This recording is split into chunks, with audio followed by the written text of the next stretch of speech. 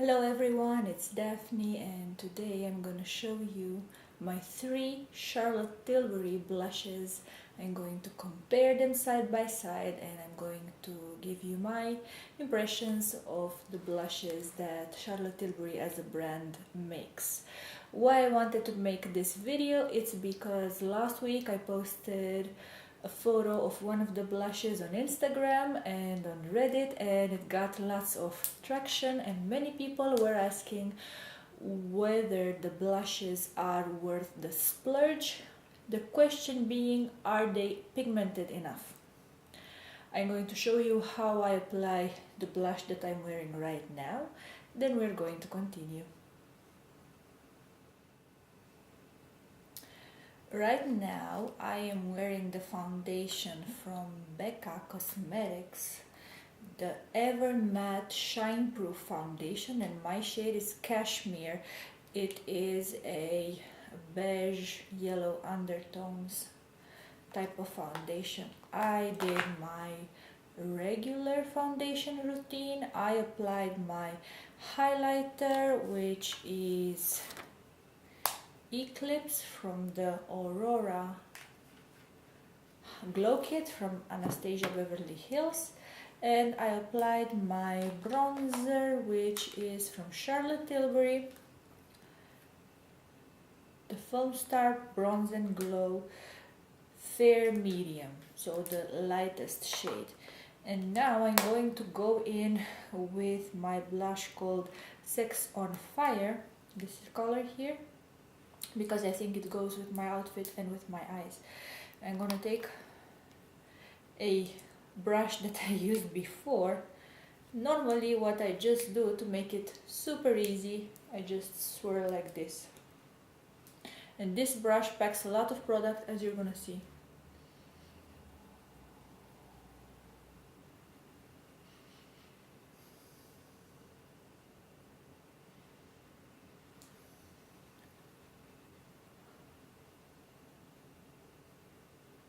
This is my first and my darkest blush from Charlotte Tilbury.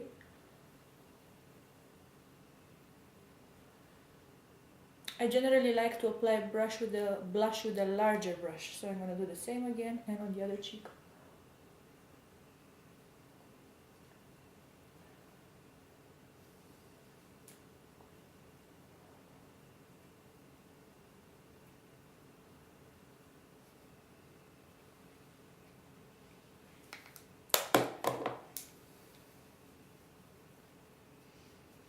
I will do what I normally do. I'm going to apply my finishing powder. This time it's from Becca, and then I will come back.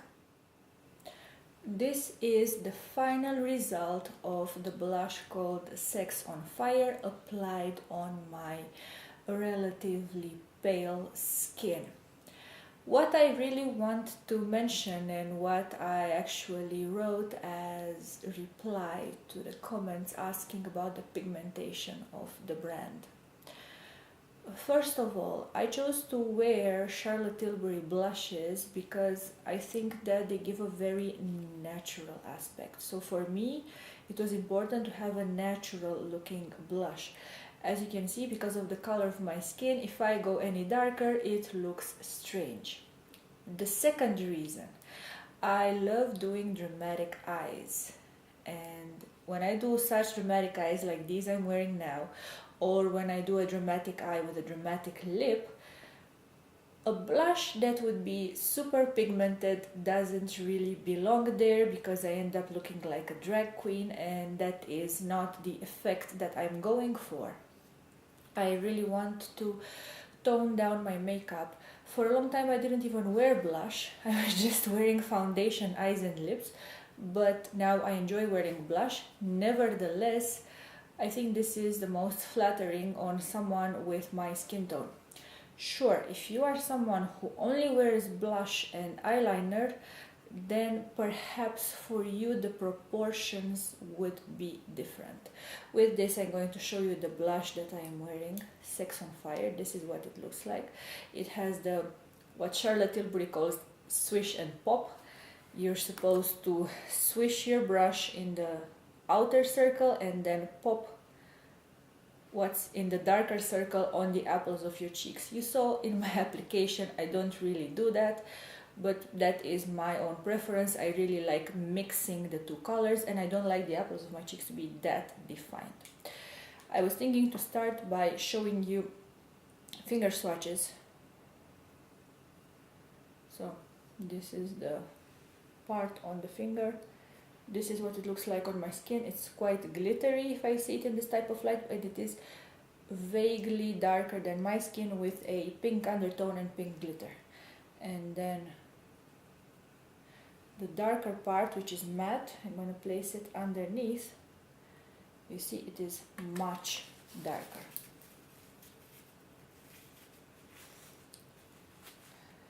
I'm also going to do brush swatches, but the brush swatches will be done with the same brush that I used earlier for my makeup, because I don't want to be cleaning it. When you clean the brush in between uses, it gets a bit damp, so the product would appear to be more pigmented than it actually is because of the damp brush, so we're not doing that. So I'm just gonna swipe throughout, just like I did Swish and Pop, and this is what it looks like blended against my pale skin. Moving on, then we have First Love, which is a beige with beige. This is the lightest I have. I enjoy wearing it when I am super mega pale. I'm gonna put them all three next to each other, but also you could probably see the thumbnail of the video with the three blushes compared. So First Love is supposed to be, like the name says, something sweet and ethereal and candid, so of course it's not going to be very sex on fire like this one. So the outer layer is like this.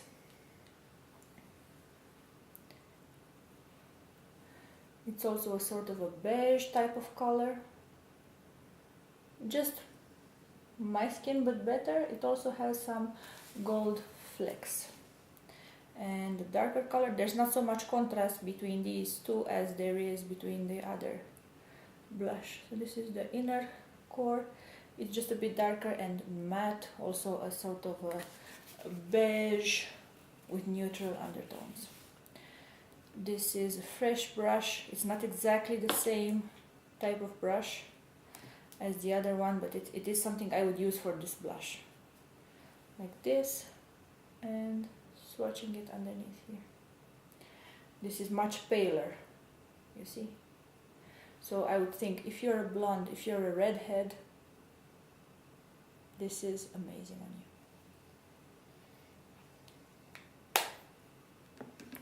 you. Now the last blush I have is called Ecstasy. I think this is the one that was in the photo. So if I am to compare them, this is the medium one, and people were asking, is it pigmented enough? Depends for what. So let's do the middle swatch. You see, this is already peachy color. Then this is the lighter color.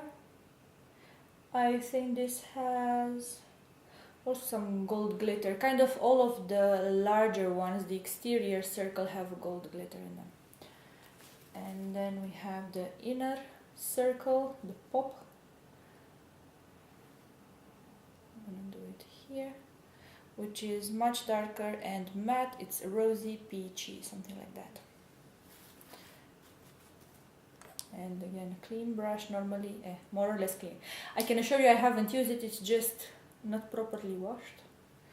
So we're dipping it like this and applying it here. This also provides a bit of a glow, but not really. Maybe I should compare it to a cult favorite, Nars Orgasm, which everyone has. Okay. Where are you? So this is Nars Orgasm. You all know it. This is Orgasm next to Ecstasy. Orgasm is more pink. And if I apply it here above, You see, Orgasm is much more sheer and it has more gold. So if you are to compare Orgasm with this, it's not exactly the same. Let me see if I can find... I have another brush that's clean. Because you know, they say Orgasm is the most flattering shade for any skin color. So if I put Orgasm underneath this one from Charlotte Tilbury, that's what it looks like. It has much more gold in it.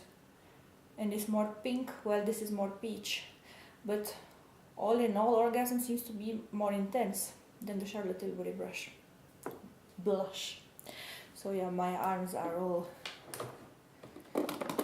colored. Let's see them side by side if I can hold the three of them.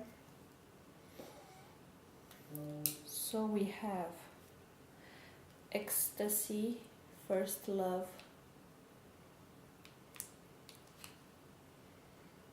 and Sex on Fire. These are the three. So this is more purple, Sex on Fire. First Love is more beige. Ecstasy is more peach. What I think about these blushes, I am super happy that I bought them because I do think they look flattering on my skin tone, and they would look flattering on the skin tone of someone who is similar to me. I would think that the presence of shimmer indicates that this is a product for a complexion that is on the drier side, because it needs a bit more shimmer, while if you think of a very oily skin, that one needs some mattifying. You know, when you are in your mid-20s, perhaps you're still oily, but as you grow older, you become a bit more matte. I'm gonna be 34 later this year, towards the end of the year.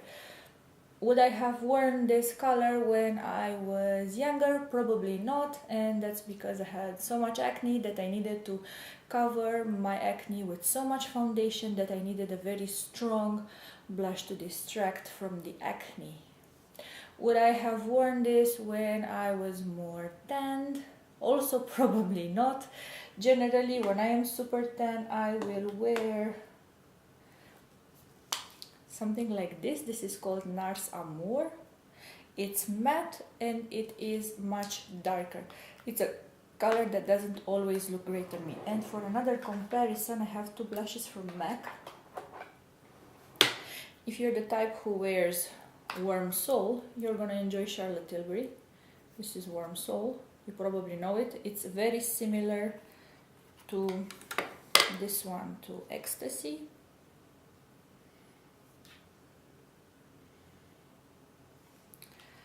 But if you're the type who wears Love Thing, you're probably not gonna love Charlotte Tilbury.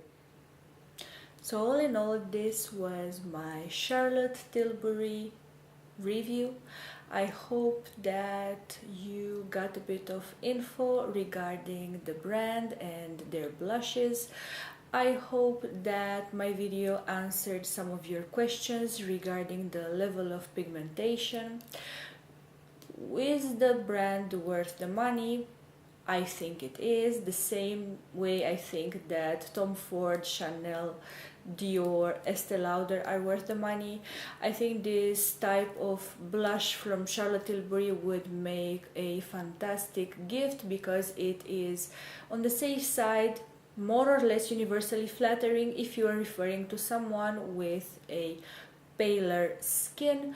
They do have options for darker skin, but if you are in that situation, you might want to go to the counter and ask the employees there for a recommendation.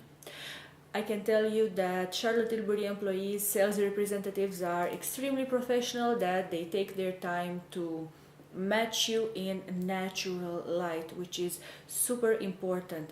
If you are to be left with one thing from my video, let that be the following: always get matched for your makeup in natural light.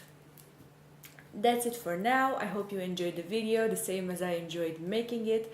I hope I will see you again real soon. Thank you for hanging out with me. If you liked it, please give it a thumbs up and subscribe to my channel for more beauty related videos. Thank you so much. Bye bye.